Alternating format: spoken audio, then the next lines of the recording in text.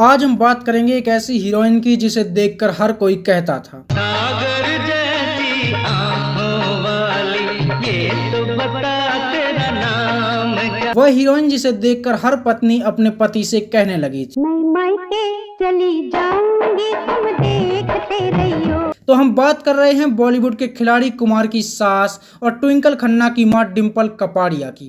कैसे उसने सिर्फ 15 साल की उम्र में बोल्डनेस और हॉटनेस की ऐसी हदें पार की कि उनकी फोटो ब्लैक में बिकने लगी थी। ये दिल है ना, यही होता है ना, तो ऐसा लगने लगा उछल के यहाँ गले में टक गया हो। क्यों उनसे 17 साल बड़े सुपरस्टार ने उन्हें सिर्फ 16 साल की उम्र में मां बना दिया था। कैसे उनके पति ने उनकी जिंदगी नरक बना दी और उन्हें थोड़ा थोड़ा रोज सिगरेट से जलाने लगा था। क्यों एक समय पर बाप और बेटे दोनों के साथ उनके अफेयर के चलते उन्हें बॉलीवुड की सबसे चरित्रहीन महिला कहा जाने लगा था।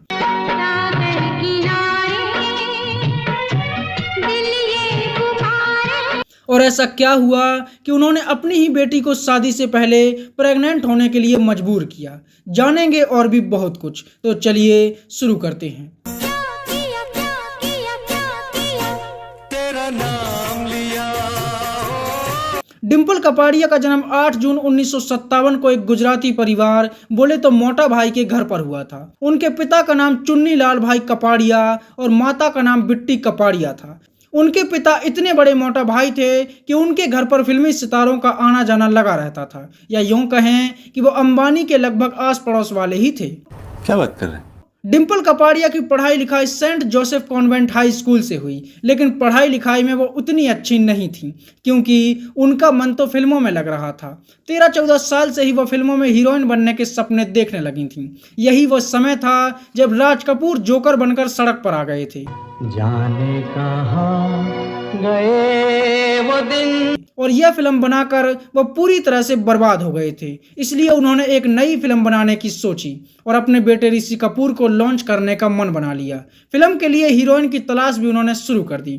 फिल्म के लिए पहले नीतू सिंह को साइन भी कर लिया गया, लेकिन राज कपूर को रोल के हिसाब से नीतू सिंह ठीक नहीं लगी और बात नहीं बन पाई।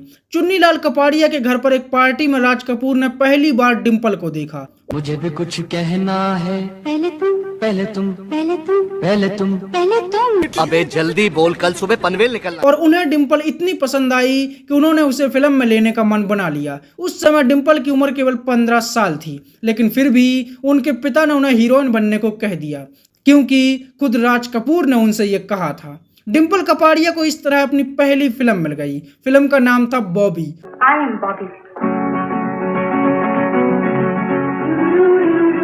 मुझसे दोस्ती करोगे? और अपनी पहली फिल्म में डिंपल ने अपनी खूबसूरती का ऐसा जलवा बिखेरा कि हर कोई उसे देखता ही रह गया। उसने 15 साल की उम्र में ऐसे बोल्ड सीन दिए कि हर कोई उसके बारे में सोचने लगा था। क्या नजारा है।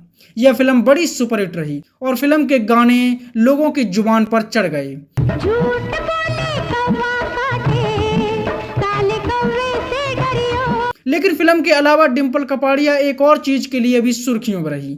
यह वो समय था जब राजेश खन्ना बॉलीवुड पर एक तरफा राज कर रहे थे और हर लड़की उनका सपना देखती थी, जिनमें डिंपल कपाड़िया भी शामिल थी। वो बॉलीवुड के पहले सुपरस्टार बन चुके थे, लेकिन अपने सपनों की रानी उन्हें अभी तक नहीं मिली थी और वह सड़कों पर गाते हुए घूम रहे थे। मेरे सपनों की रानी कब आएगी तू, आई रुत मस्तानी। जैसे ही एक पार्टी में राजेश खन्ना की नजर डिंपल कपाड़िया पर पड़ी तो वो डिंपल की खूबसूरती के दीवाने हो गए और उसे पाने के लिए ललायत होने लगे। इस समय पर डिंपल अपनी पहली फिल्म की शूटिंग कर ही रही थी कि एक दिन अचानक से राजेश खन्ना ने उन्हें शादी के लिए प्रपोज कर दिया और मानो डिंपल को जैसे औकात से बड़ा बहुत कुछ मिल चुका था, जिसके साथ उठना बैठना ही डिंपल का एक सपना था। जब उसने शादी के लिए पूछा तो डिंपल मना ही नहीं कर पाई और उसने शादी के लिए तुरंत हाँ कर दी।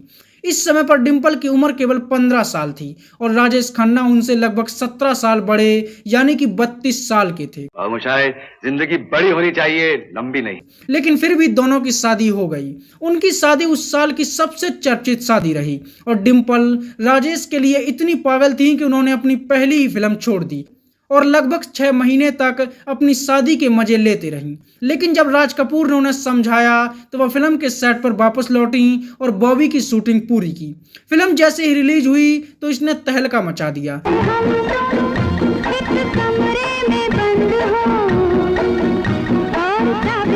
फिल्म में 15 साल की डिंपल को बिकनी लुक में देखकर जवान से लेकर बूढ़ों तक की रातों की नींद उड़ गई।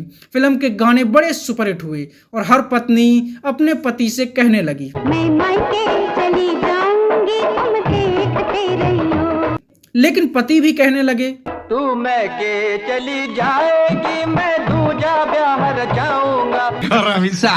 पहली ही फिल्म से डिंपल रातों रात स्टार बन गई और हर कोई उनकी अगली फिल्म का इंतजार करने लगा। लेकिन इधर डिंपल राजेश खन्ना की हवस का शिकार हो गई और केवल 16 साल की उम्र में ही मां बन गई। उन्होंने बेटी ट्विंकल खन्ना को जन्म दिया और यहीं से उनकी पूरी जिंदगी बदल गई। वह फिल्मों में काम करना चाहती थीं, लेकिन राजेश खन्ना ने उन्हें फिल्मों में काम करने से साफ मना कर दिया और डिंपल कपाड़िया की जिंदगी 4 दीवारी में सिमट कर ही रह गई।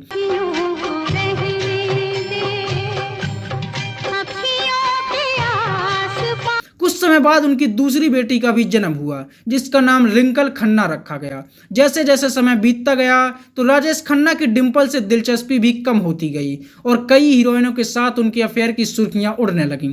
एक तरफ जहां डिंपल कपाड़िया अपनी पूरी ईमानदारी से अपना घर परिवार संभाल रही थीं, तो वहीं दूसरी ओर राजेश खन्ना एक्ट्रेस टीना मुनीम के साथ प्यार के समंदर में गोते लगा रहे थे। टीना की मां को शादी का ख्याल आ रहा था। शायद मेरी शादी का ख्याल दिल में आया है, इसलिए टीना भी उन्हें चाय पर बुला रही थी।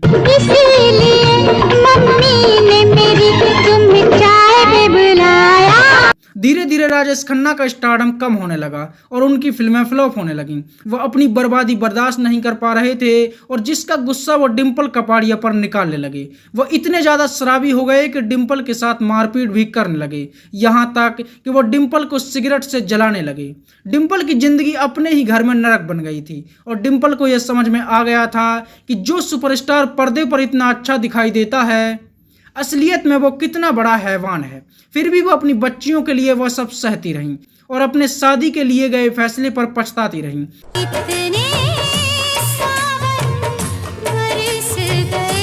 लेकिन एक दिन यह मारपीट इतनी ज़्यादा बढ़ गई कि राजेश खन्ना ने उन्हें जान से मारने की कोशिश की और डिंपल कपाड़िया को रातों रात अपने पति का घर छोड़कर भागना पड़ा।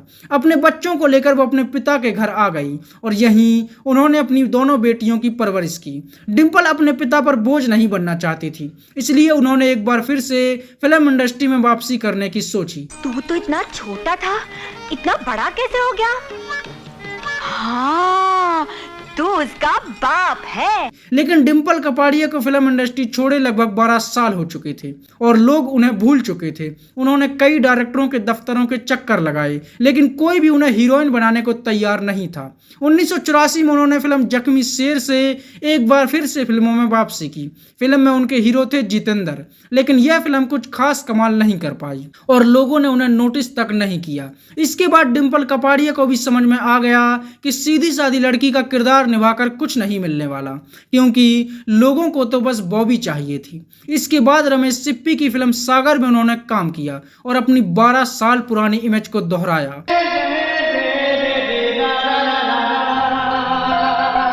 फिल्म में उनके हीरो थे ऋषि कपूर और जब ऋषि कपूर ने कहा, चेहरा है या चांद खिला है, जुल्फ घनेरी शाम, तो हर किसी की नजर उनकी जोड़ी पर जम गई। सागर जैसी आंखों वाली, ये तो बता तेरा नाम। फिल्म के गाने बड़े हिट हुए और एक बार फिर से इसमें डिंपल कपाड़िया ठीक वैसे ही नजर आईं जैसी वो फिल्म बॉबी में नजर आई थी। फिल्म में उनकी बोल्डनेस और बिकनी लुक ने तहलका मचा दिया। क्या माल है यार। और फिल्म के गाने भी लोगों की जुबान पर चढ़ गए। इसके बाद 1986 में अनिल कपूर के साथ वह फिल्म जानबाज में नजर आई और फिल्म का एक गाना बड़ा सुपरहिट रहा।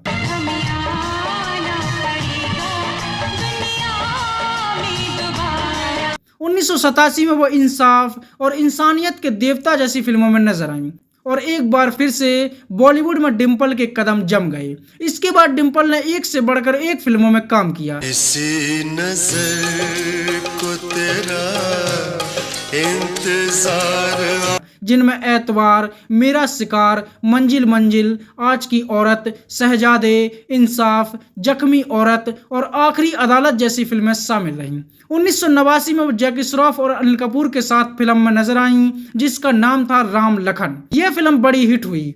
फिल्म में उन्होंने जैकी श्रॉफ से पूछा,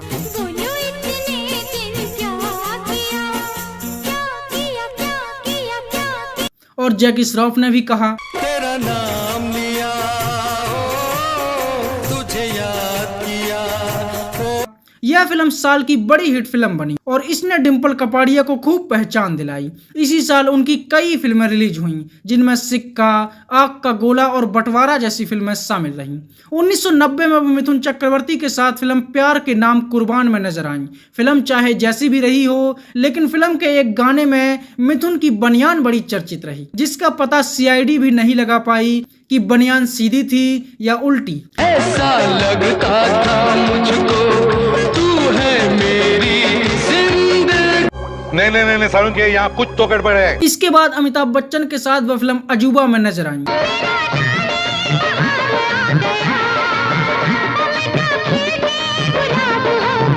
और यह फिल्म बॉलीवुड के लिए सच में अजूबा है, क्योंकि 90 के दौर में इस तरह के सीन को बिना किसी आपत्ति के दिखा देना किसी अजूबे से कम नहीं था।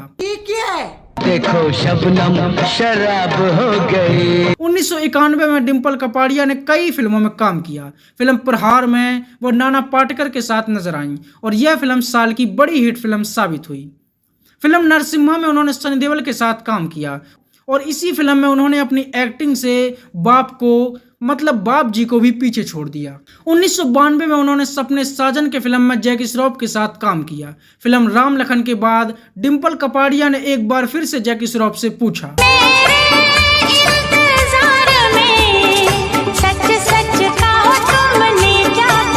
और जैकी श्रॉफ ने भी उसी बात को दूसरे अंदाज में कहा, कभी भूला कभी याद किया। इसके अलावा इसी साल मार्ग, अंगार और करम योद्धा जैसी फिल्मों में भी डिम्पल कपाड़िया नजर आईं, जिनमें विनोद खन्ना के साथ आई फिल्म मार्ग बड़ी चर्चित रही। फिल्म में डिम्पल की हॉटनेस और बोल्ड अवतार ने लोगों के साथ साथ विनोद खन्ना का भी मन मचला दिया। फिल्म में एक किसिंग सीन था, जिसे करते हुए विनोद खन्ना डिम्पल की सुगंध में ऐसे खोए कि कट बोलने के बाद भी उनसे चिपके रहे और उसे लगातार किस करते रहे। डिम्पल सांड जैसे विनोद खन्ना के चंगुल में फंसी झटपटाती रही और बाद में उसने विनोद खन्ना को खूब खरी खोटी सुनाई। 1993 में भी डिम्पल कपाड़िया 5 फिल्मों में नजर आईं, जिनमें गुनाह, आज की औरत, गर्दिश और रुदाली जैसी फिल्में शामिल रहीं। लेकिन इनमें से जो सबसे चर्चित रही वह थी फिल्म रुदाली।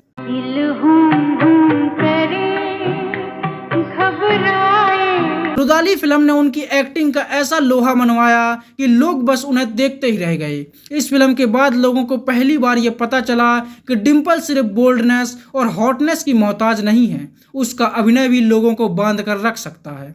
इसके बाद एक बार फिर से उन्होंने उस एक्टर के साथ काम किया जिसने हिंदू मुस्लिम एकता का अनोखा उदाहरण दिया। बता, इसमें मुसलमान का कौन सा, हिंदू का कौन सा? भाई लेकिन मैं तो क्रिश्चियन हूँ। फिल्म का नाम था क्रांति वीर और इसी फिल्म से डिम्पल कपाड़िया को कहा जाने लगा कलम वाली बाई।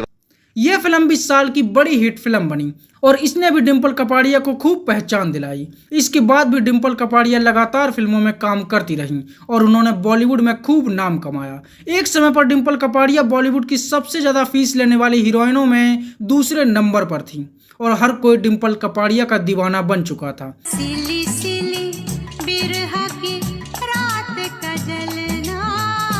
लेकिन धीरे धीरे डिम्पल की उम्र ढलने लगी और उन्हें मेन लीड में काम मिलना बंद हो गया, लेकिन उन्होंने फिल्मों में काम करना कभी नहीं छोड़ा।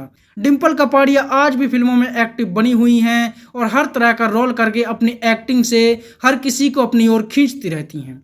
अब हम बात करते हैं डिम्पल कपाड़िया की पर्सनल लाइफ की।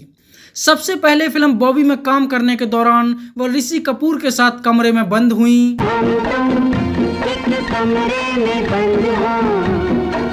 और और दोनों की नज़दीकियां बढ़ गईं। लेकिन इसी बीच काका की नज़र उन पर पड़ी और डिम्पल ने अपनी उम्र के लड़के को छोड़कर एक्सपीरियंस वाले राजेश खन्ना का हाथ पकड़ लिया। डिम्पल कपाड़िया ने केवल 15 साल की उम्र में शादी करके न सिर्फ अपने पैर पर कुल्हाड़ी मारी बल्कि अपनी जिंदगी के 12 साल बर्बाद कर दिए।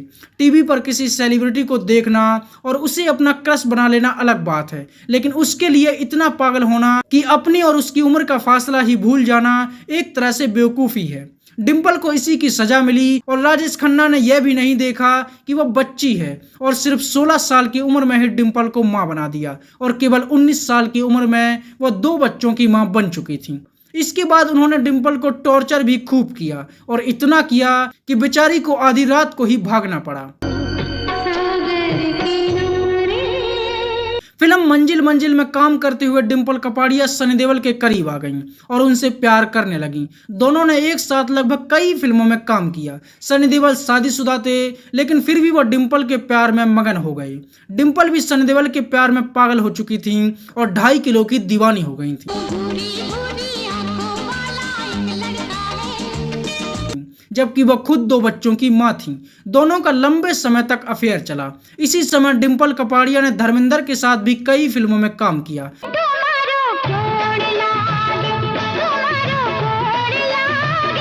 और वो धर्मेंद्र के भी नजदीक पहुंच गईं।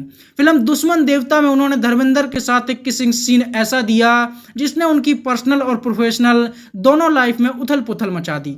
बेटे सनी देओल के साथ रिलेशनशिप में रहते हुए भी धर्मेंद्र के साथ उनके किसिंग सीन ने बॉलीवुड में तहलका मचा दिया। सनी देओल को बहुत बुरा लगा और हर कोई डिम्पल कपाड़िया को चीप कैरेक्टर वाली महिला कहने लगा था। इसके बाद सनी देओल उनसे इतना नाराज हुए कि उन्होंने अपनी शादीशुदा जिंदगी में वापस लौटना ही बेहतर समझा और वह डिम्पल कपाड़िया से अलग हो गए। डिम्पल कपाड़िया का और भी कई लोगों के साथ नाम जुड़ा, लेकिन वो किसी के साथ भी दिल से कभी नहीं जुड़ पाई और राजेश खन्ना को भी शायद कभी दिल से नहीं निकाल पाई। इसकी सजा तुम मुझे क्यों दे रहे रवि? मैं सिर्फ तुमसे प्यार करती हूँ। यही कारण रहा कि राजेश खन्ना ने भले ही उनकी जिंदगी बर्बाद कर दी, लेकिन जब राजेश खन्ना की तबीयत बिगड़ी तो वह उनके साथ ही रहीं और अलग रहते हुए भी उन्होंने कभी राजेश खन्ना से तलाक नहीं लिया। जब राजेश खन्ना की मौत हुई तो डिम्पल पूरे समय उनके साथ ही रहीं। डिम्पल कपाड़िया की दोनों बेटियों ने बॉलीवुड में कदम रखा, लेकिन किसी को भी कोई खास पहचान नहीं मिली। ट्विंकल खन्ना ने कुछ नाम जरूर कमाया, लेकिन कई फिल्मों में काम करने के बाद भी वो एक सफल हीरोइन नहीं बन पाई।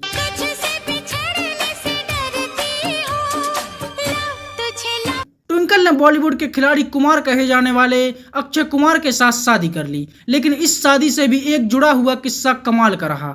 कहते हैं कि किसी ने डिम्पल कपाड़िया को यह बता दिया था कि अक्षय कुमार बीच वाले हैं और वो कभी भी बाप नहीं बन सकते। मैं नहीं मानता। इसलिए शादी के लिए डिम्पल कपाड़िया ने अक्षय कुमार के सामने शर्त रखी कि अगर उन्हें उनकी बेटी से शादी करनी है तो पहले लिव इन में रहना पड़ेगा और टेस्ट देना पड़ेगा। लिव इन में रहते हुए ही ट्विंकल खन्ना प्रेग्नेंट हो गई और फिर उन्हें अक्षय कुमार के साथ शादी करनी पड़ी, लेकिन डिम्पल को इसके लिए खूब आलोचना झेलनी पड़ी। डिम्पल कपाड़िया फिल्मों से ज्यादा अपनी पर्सनल लाइफ को लेकर हमेशा सुर्खियों में रही। डिम्पल कपाड़िया ने Dabangg, Patiala house, welcome back, Pathaan और ब्रह्मास्त्र जैसी बेहतरीन फिल्मों में काम किया और वो आज भी बॉलीवुड में एक्टिव बनी हुई हैं। तो यह थी बॉलीवुड की बॉबी कही जाने वाली हीरोइन डिम्पल कपाड़िया की कहानी।